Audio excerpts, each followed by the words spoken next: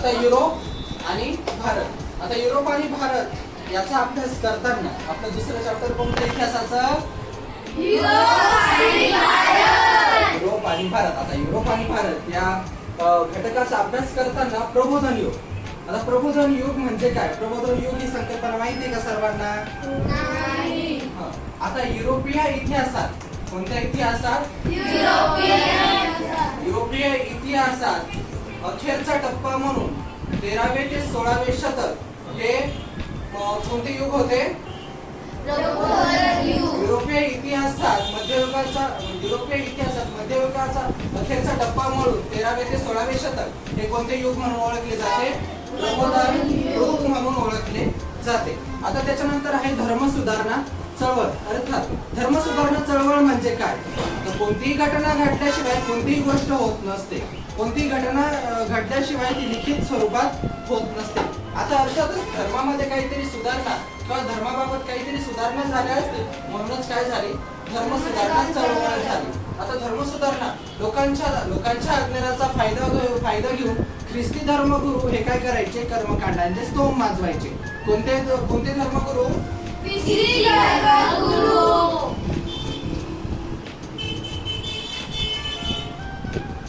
ख्रिस्ती धर्मगुरू हे कर्मकांडांचे स्तोम माजवत असत आणि धर्माच्या नावाखाली काय करायचे? ते लोकांना लुबाडायचे आणि याच विरोधामध्ये ही चळवळ कुठे सुरू झाली? युरोपामध्ये सुरू झाली. आणि ह्या चळवळीला कोणती चळवळ म्हणतात? याचीच व्याख्या आपल्याला कशी करता येईल? लोकांच्या अज्ञानाचा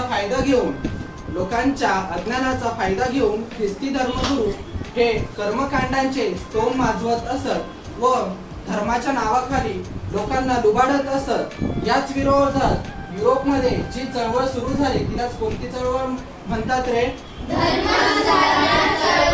माझी व्याख्या म्हणायची, लोकांच्या अज्ञानाचा फायदा घेऊन ख्रिस्ती धर्मगुरू